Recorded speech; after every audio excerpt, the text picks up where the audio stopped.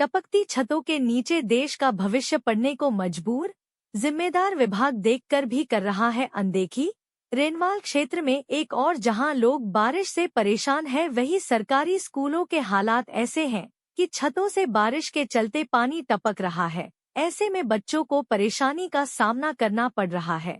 Renewal के ward number 27 में स्थित मोहल्ला रेगरान की सरकारी विद्यालय में बारिश से छतों से टपकते पानी के चलते कक्षा 1 से 8वीं तक के बच्चे एक ही कक्ष में पढ़ने को मजबूर है। इसके साथ ही रेनवाल नगर पालिका क्षेत्र की आदर्श आंगनवाड़ी कही जाने वाली आंगनबाड़ी भी अपनी बदहाली पर आंसू बहा रही है। इस बारिश के दौर में भी नन्हे मुन्ने मासूम खुले आसमान के नीचे बैठने पर मजबूर है। इस समस्या को लेकर कई बार विद्यालय प्रशासन ने जनप्रतिनिधियों और उच्च अधिकारियों को अवगत करा चुके हैं, बावजूद समस्या का समाधान नहीं किया जा रहा। ऐसे में अब बच्चों के परिजनों ने जल समस्या समाधान नहीं होने पर आंदोलन की चेतावनी दे डाली है।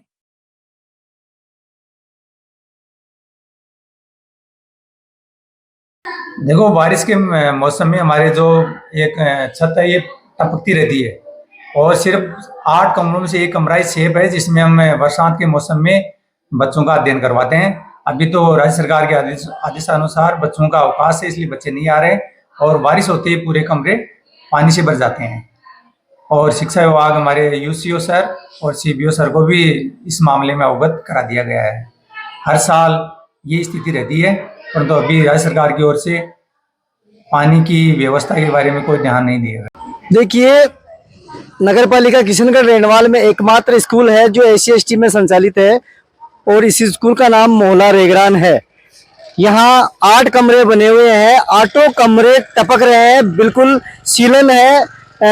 कभी भी करंट दौड़ सकता है, दौड़ता भी रहता है। पंखे खराब हो गए बरसात से। और यहाँ इसी स्कूल में आदर्श आंगनबाड़ी चल रहा है, जिसमें छोटे छोटे मासूम बच्चे पढ़ने आते हैं, शिक्षा ग्रहण करने आते हैं, लेकिन प्रशासन और जनप्रतिनिधि बिल्कुल ध्यान नहीं देते हैं। सारे कमरे कभी भी हादसे का शिकार हो सकता है।